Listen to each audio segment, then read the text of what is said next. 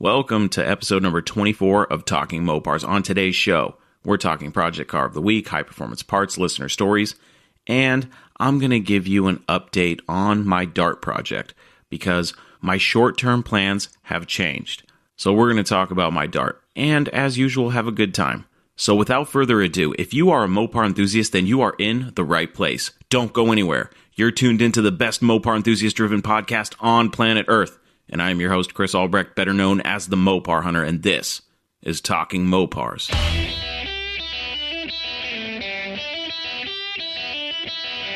You're listening to Talking Mopars with the Mopar Hunter, your direct connection to all things Mopar.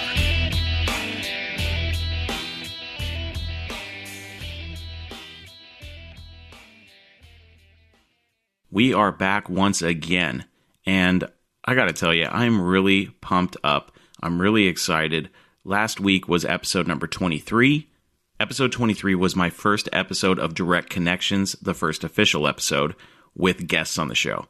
And for that episode, I had Chuck and Matt McMurray from Ready Chassis and HemiPages.com on the show to talk about the launch of HemiPages and their other business, Ready Chassis.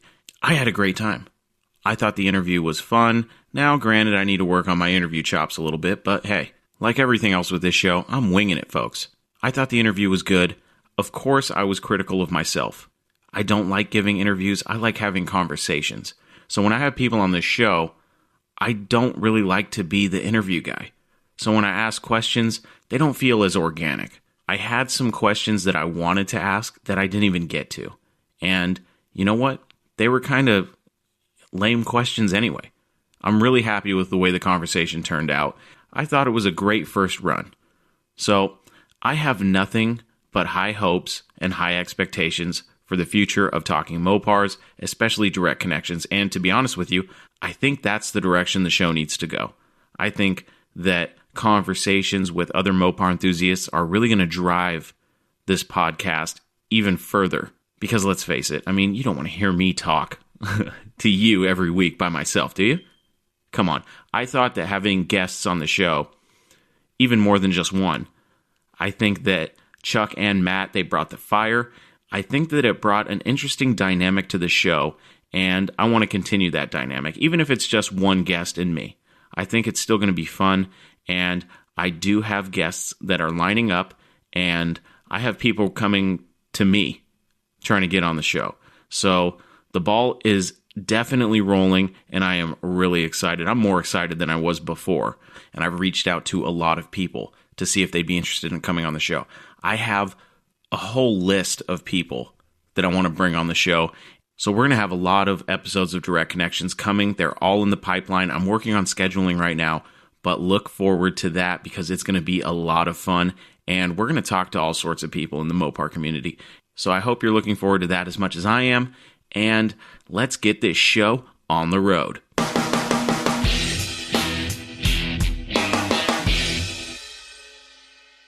This week's Project Car of the Week was a 1971 Dodge Super Bee posted on the Mopar Hunter Facebook page on Saturday, April 18th at 10 a.m.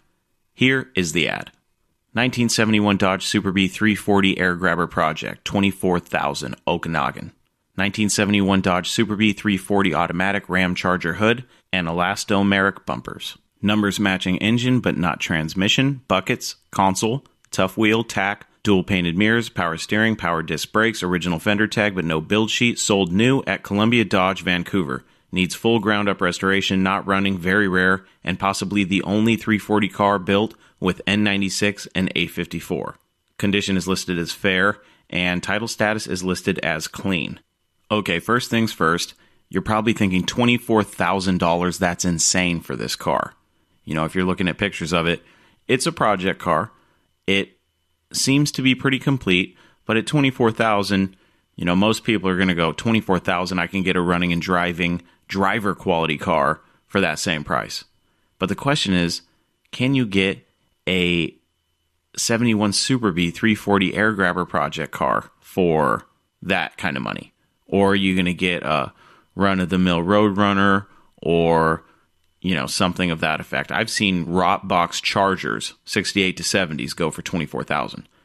But one thing that you have to take into consideration is this car was posted in the Vancouver, British Columbia, Canada listings on Craigslist. So if you convert the money into US dollars, you're looking at just over $17,000. Now, that sounds like a lot of money. I realize that, but you have to understand what the car is. It is a 71 Super B, which there weren't very many made, and this one does have the Ram Charger hood.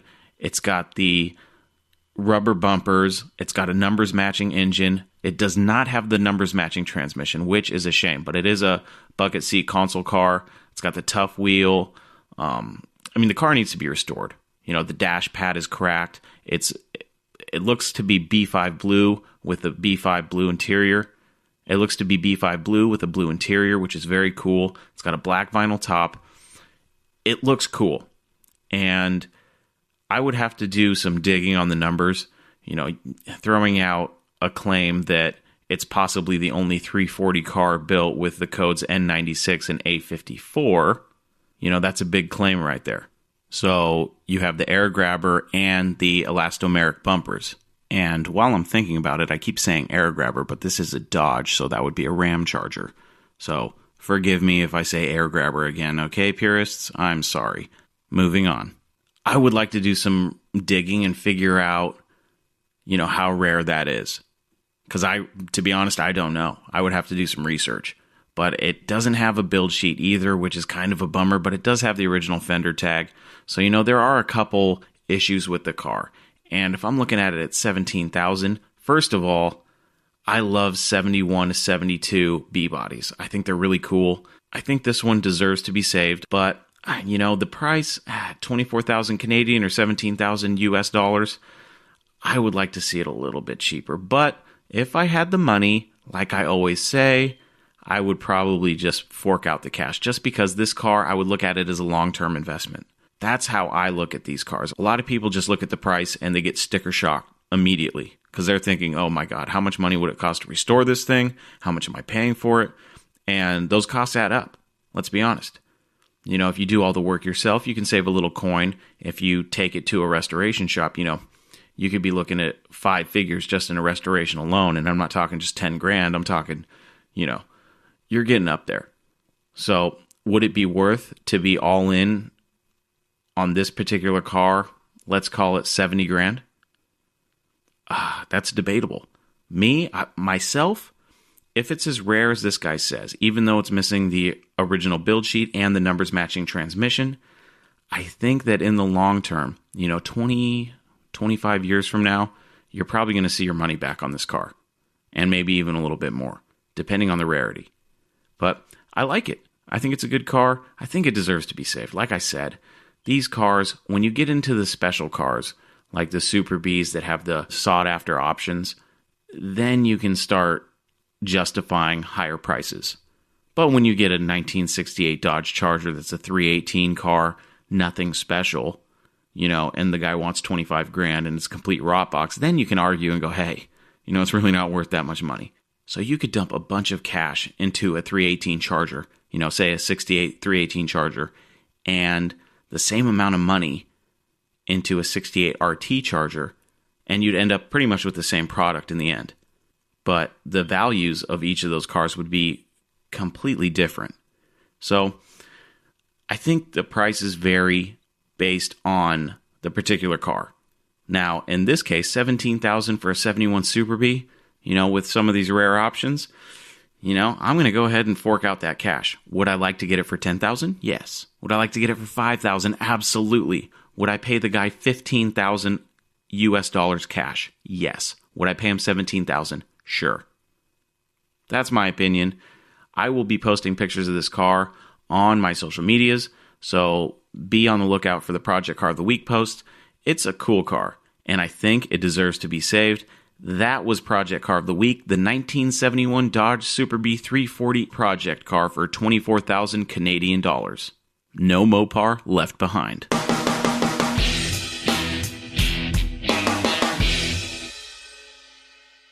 This week's high performance part belongs to the 1969 Dodge Charger, featured in the 2001 horror film The Forsaken.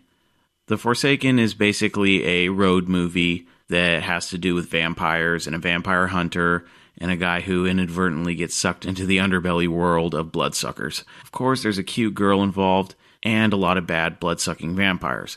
And of course, the vampires are tooling around on the back roads of America in a 1969 Dodge Charger. This thing is what we like to call a ratty Mopar. For starters, it's got one of those really cheap aftermarket steering wheels. It's got those really crummy sheepskin seat covers, those really cheap, garbage, trashy ones. It's in red primer on some Magnum 500s. It's a trailer park Lamborghini. That's what this Charger is, all right?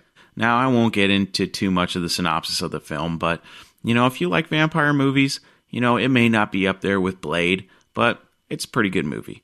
I didn't mind it. I thought it was fun, and anytime a Mopar's in a movie, it makes it entertaining for me. I don't know about you.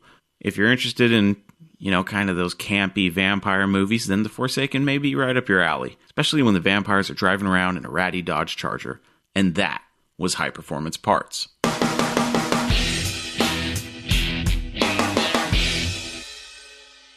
It's time once again for listener stories. This first story was sent to me back at the beginning of January. It's from my friend Alexander Dion. Alex, I'm sorry it took so long to get to your story, buddy, but here it is. Finally, it's about time, and I'm glad I got to tell it. So this is Alexander's story. Okay, so it starts when I was 14 or 15. Starts off with a 72 or 73 Satellite. My dad found it when looking at other Mopars by the seller for my first car, possibly. I wasn't big on that body style and the flat black and flame paint on it at the time, but when I agreed to go look at it, they had a sale pending already. I was looking on a few sites myself for some cars. I found this 70 Charger 500 for $4,500, only needed a fuel pump to run, body was okay, not much rust, but one quarter panel looked like it met a telephone pole and then got filled with Bondo. Then the car was rattle can black. Sorry, getting into details. We ended up driving from Florida, where I live, to Maryland, where we picked up the car. I had a 1970 Charger 500. I was probably 15. Okay, I didn't have it. I borrowed the money from my dad and was on a payment plan. I was working for him to pay off the debt, but I also was a stupid 15-year-old. I understood I was learning to be responsible, but I also wanted to take my girlfriend out to dinner and a movie. But I couldn't do that without a real job, and what I was doing working for my dad went towards the car. Anyway, after a good little while, stupid 15-year-old me gave up the car. Told my dad I just wanted out and wanted to go out and have fun. Stupid, stupid, stupid. Sorry, I just really regret doing that. Okay, well, super long story to be short, he took the car back, compensated me for my work or whatever, I don't remember now, and eventually sold the car. After I gave up the car, though, I bought a D100 Project with a slant 6. It was a farm truck, but it was transportation. So I thought. A friend also spotted a D150 for sale, but it needed work. We went to look at it, and I took it home for $500. It didn't run at the time. It was hydrolocked from bad head gaskets. It was a neglected old landscaping truck. My 90 Ram D150. Long story short, brother had 89 D150 work bad computer, but he wanted to do a mild built 360, so I traded for his engine. Did the swap, runs great. This was probably 2006. I've been doing some work on it as needed, but I just got home driving it from work a few hours ago. A lot of memories and sentimental value in that truck. It has never let me down. So many stories in it will need to be separate. Okay, let's move on. Let's go back to high school. I didn't have a job. I was working for my dad around the house. Had 5 acres and I was taking down old nurseries basically because they were rotted and damaged, and I did other work around the place as well. Anyway, I think it was miles per gallon on the truck not being that great, not to mention I smoked the tires every day messing with my friend that had a 350 Chevy 1500. I started looking for something more fuel efficient. I was looking at the Avengers because I liked the way they looked, but the ones I could afford were too far away or too bad a condition. But then I found an 89 Daytona for $800, I think. So we went and looked at it. It was a dealer. Anyway, we worked a deal and I now had an 89 Daytona 2.5 liter normally aspirated automatic base model. I kept the Ram, but took the tags and put them on the Daytona, ran the Daytona for a while, had a lot of fun in it. To be on another story. Next, I got a call or text from a friend of mine, asked me if I wanted to buy his Daytona shell. He blew up his transmission again and was done with it. He was hard on the car. He told me I can have the shell for $250, so I took it. It's an 89 T-top Daytona ES 2.5 liter turbo 5-speed car. This car eventually got an 86 2.2 liter T2 setup and an A555 from a minivan into it. Been a fun, reliable car too. Many passes down the track, but then I blew it up. This car drove me to make a Facebook page dedicated to these cars and to try to document my build and get the interest in these cars back. Okay, so those are my main ones. My other Mopars include my Durango. My dad bought it new in 99, so it's never left the family. My '01 Chrysler Voyager has been in my wife's family since 9,000 miles. Now it has 110. I have a couple Shelby GLHS Chargers I plan to restore, a couple Shelby Chargers to play with, an 87 Daytona Shell I want to do a rear-wheel drive conversion race car with. Got my wife to buy an 88 Dakota. That was before we got married coming up 10 years ago. We still have that truck. Another one is my W150. Fun truck. It only got stuck where bigger trucks have gone. 44s versus 33s. Mine. 318 4-speed stick, regular short bed. Bought from my uncle's wife for $500 running and driving but needed some work. I recently got a great deal on an '05 Sebring convertible. I guess these are the main ones. I've had a few more here and there, but they are mostly parts cars or not really important, but they are all Mopar. Hey Alex, thanks for your story, buddy. It's clear to me that you don't discriminate when it comes to Mopars either.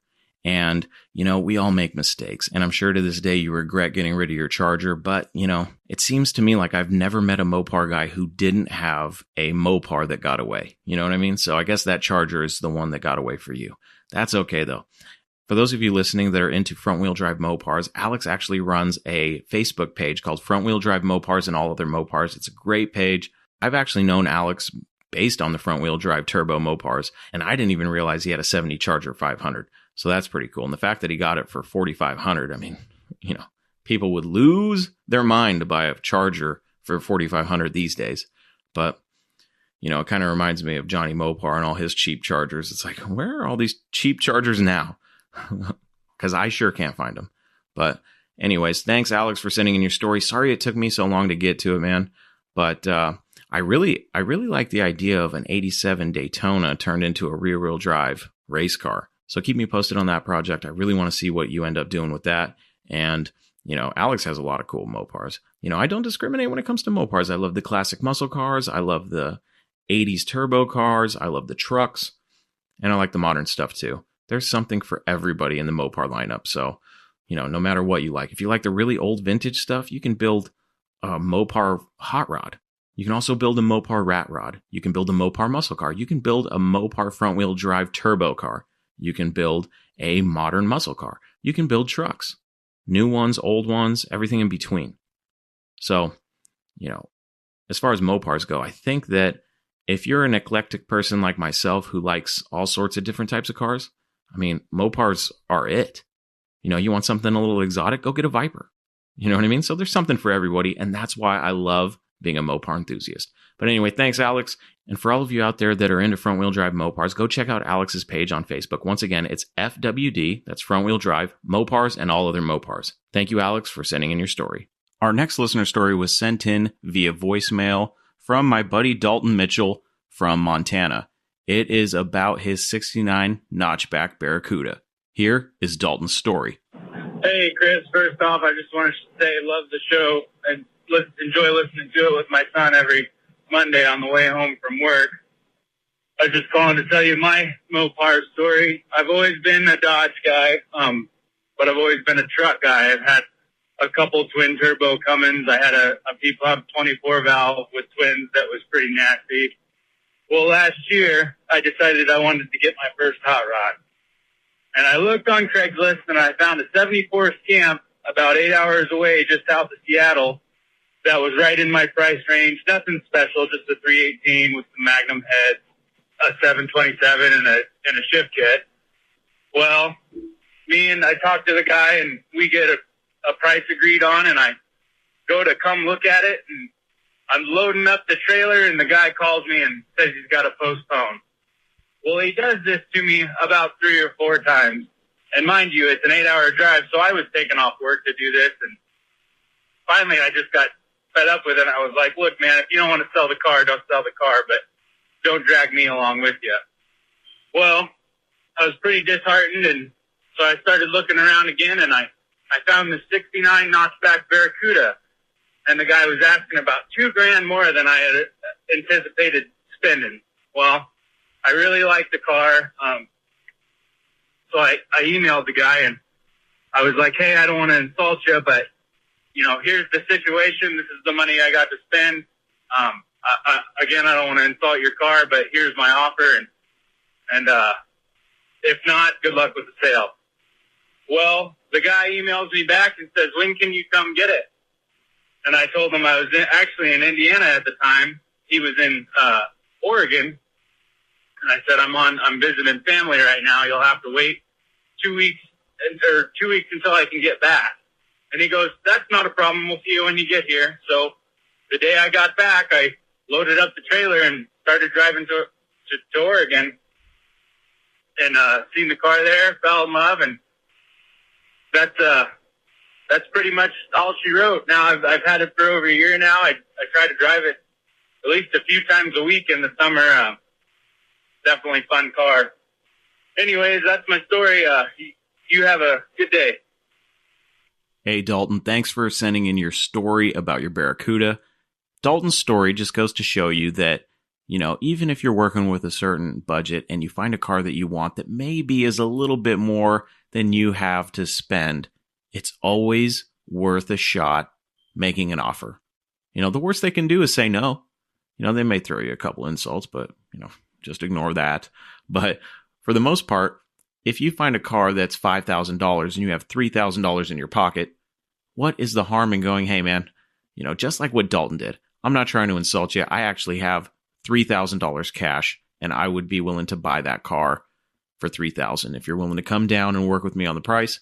But if not, I completely understand. Most people will say, oh, sorry, man, I'm really looking for $4,000 or something like that. Or I'm really looking for $5,000. I really can't go much lower than that. Most people will be cool about the situation. Now, if you hit up that same person and go, hey, would you take $900 cash? That's when you start creating problems. But Dalton made a lower offer and the guy accepted. And Dalton got a really cool 69 notchback Barracuda out of it. He actually sent me some pictures of the car. So I'm going to share the picture that I have of Dalton's Barracuda on Facebook and Instagram, so you can see what it looks like. I'll also throw it up on LinkedIn for those of you that follow me on LinkedIn. Dalton also sent me some new specs about the car. So it's a 318 car. It's got a 904 trans. It's got Edelbrock aluminum performer heads, performer intake, a 650 AVS carb, Flow Tech headers, and a comp thumper cam with a TCI 2500 stall converter.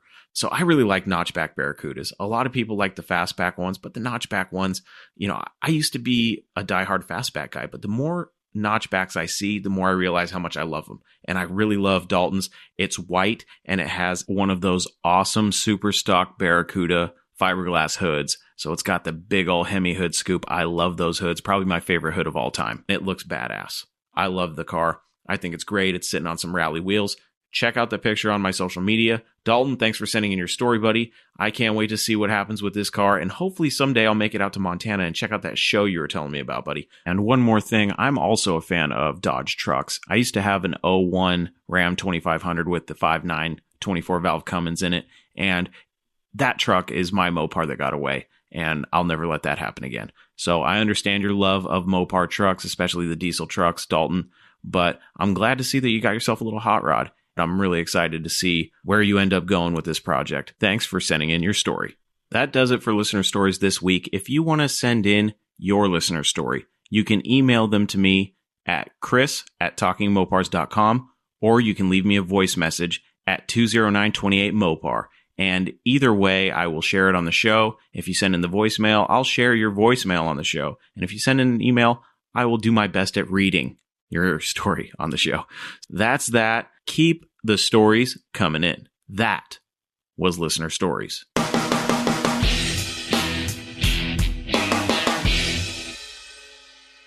We've made it to the end of the show, or at least pretty close to the end. But before we go, I wanted to update you guys on my 69 Dodge Dart project car that I have. I'm kind of changing directions with it, and it's mostly so I can get the car on the road sooner. Now, my intention with the car has always been to put a big block in it, which I'm currently gathering parts for. So I have the transmission, and I have the mount kit, the headers, and the engine, which is a 451 stroker based off of a 400 big block, is currently at my friend Norm's machine shop. And you can actually, if you're in Washington or anywhere close by, or you don't mind bringing an engine to a qualified machinist, my friend Norm owns Norm's Automotive and Machine LLC in Snohomish, Washington. He is amazing. He's an awesome guy, and I trust him with my engine. So if you're looking for an engine builder, then look no further than Norm. He has my stamp of approval. And right now, I'm running out of funds. It costs a lot of money to build a stroker big block, in case you didn't know. But I do have all the parts needed to put a small block in my Dart, basically. So the Dart was originally a 273 car, and when I got it, it did not have the engine, but it did have a 904 transmission in the trunk, which I sold for $50. It was pretty rusty, so it needed to be rebuilt, because I never thought I was going to go small block with it. But it's got the drive line, it's got the 7 1/4 in it still, and I still have a lot of those parts. So here I am thinking I need to get this car going. I need to get a new drive line made for the big block. I have a Dana 60 that I'm going to have narrowed to A-body specs, and I'm going to build that out. But all the money was adding up really quick, and I really want to get this car on the road. There's been points where I've started to lose motivation on it because it seems like I've been, in a stalemate. I haven't gotten anything done on it, and it's gotten to the point where I started to walk away from the project. In my mind, I was like, I'll get to it someday. And that's when project cars start to die. That's when you end up, 10 years down the line going, okay, I'm going to sell this thing. And you try to get more money than it's worth. So I don't want to do that. I don't want to give up on this car just yet. And it's not that far gone as far as the body and stuff goes. It's a solid car, so it's worthy of building. I don't want to sell it. It's going to be hard for me to find another Dart in similar condition for the price that I bought this one for. So I'm not giving up on it. So if you're out there and you're losing motivation on your project, or the road just looks never ending, here's my advice to you. I want you to think into the future, and I want you to pretend that you did sell the car. And I want you to think 10 years down the line, how much you bought that car originally for, how much you sold it for, and how much they're going for in what would be the current market. Most of the time, people that I talk to that sell a Mopar always regret it in the end. So I'm telling you right now, if you're having problems with your project, just step back from it, take a breather and think. You don't always have to be doing the work. Sometimes you need to just step away from the project and come up with a new plan, even if it's a long-term plan, just so that you have little goals that you can check off your checklist.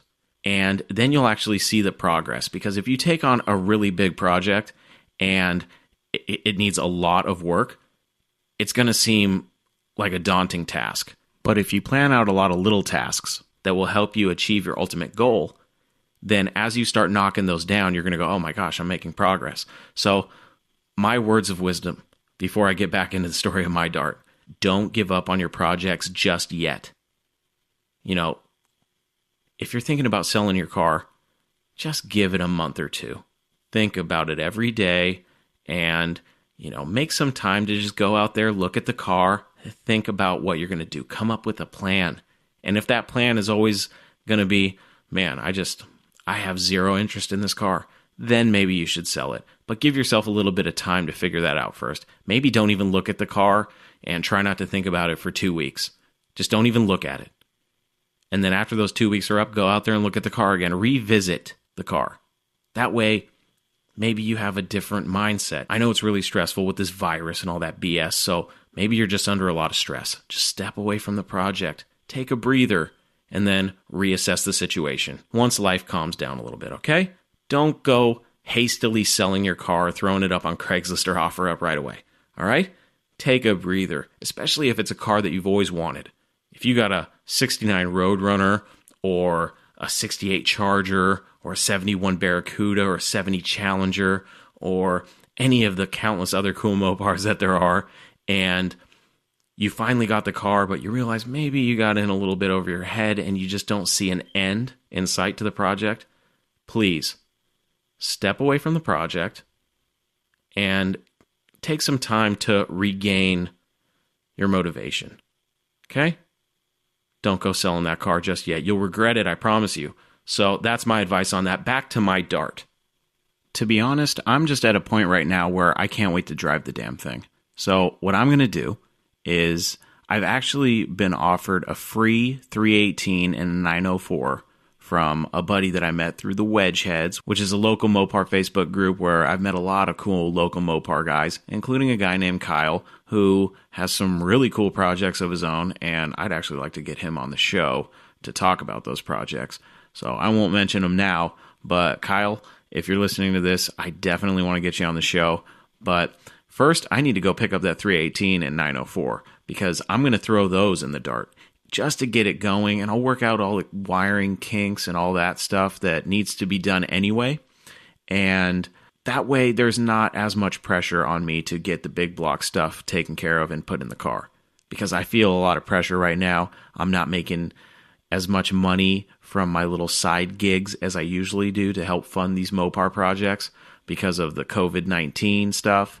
So I need to start fast-tracking this Dart because I want to get it on the road. I feel like if I get behind the wheel and I'm driving the thing, then I'll be even more motivated to get a big block in it, especially if it's got a little 318 and a 904 in it, which, isn't a bad combination. It'll still be fun to drive, but, I've always wanted a big block Dart, and that's what this car will be eventually. But for now, I'm going to small block it and just have some fun.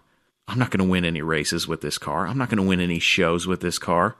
But you know what I'm going to do? I'm going to have some fun with this car. That's what I want to do. That's the new goal. So I need to go into my garage. I need to take an inventory of everything that I have and everything that I'm going to need to make this a reality so I can hopefully have this car on the road this summer. So that's the new goal. Now you're updated. Now you're up to speed. And while we're on the subject of projects, I still have to finish the wiring on my truck because I really want to get that thing going too. And I'm just sitting here like I got two projects and, I'm always looking for another one. I don't know why. I'm crazy. But that's the plan. Get the Dart going, get my truck going, and then go from there.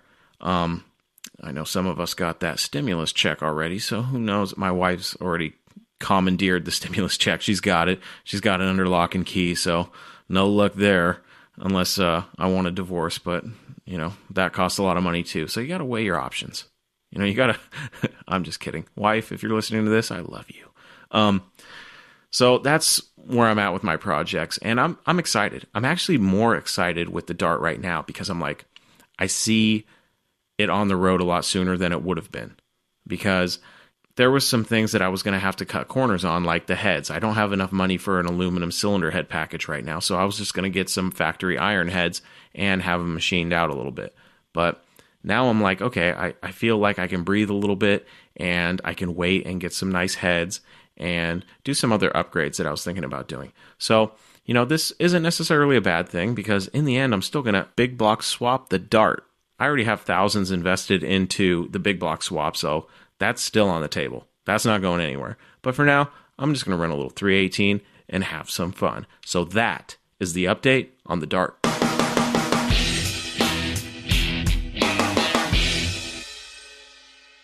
That does it for this week of Talking Mopars. Check it out, guys. Direct connections are just getting started. We've got more on the way. I'm talking to people right now, trying to get some people scheduled.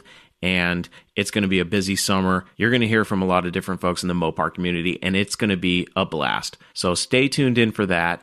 That does it for us here today on Talking Mopars. For more information about this show, please visit TalkingMopars.com. Please rate and review the show and share the show. Tell your friends about Talking Mopars, especially if they're Mopar enthusiasts, but maybe they're always asking you questions. Maybe they're Chevy or Ford guys, and they really don't know a lot about Mopars, but they're interested. Send them my way, let them listen to the podcast, and who knows, maybe we can bring them over to the dark side. Also, don't forget to keep sending me your stories. You can reach me at my email, which is chris@talkingmopars.com, or you can leave your story via voice message at my voicemail, which is 209-28-MOPAR. Those are also excellent ways to leave me comments, complaints, suggestions, concerns, and anything else on your mind. So feel free to email me or leave me a voice message. But keep in mind that I may share your email or voicemail on the show. So watch your P's and Q's. Until we talk again, I am your host, Chris Albrecht, and that was Talking Mopars.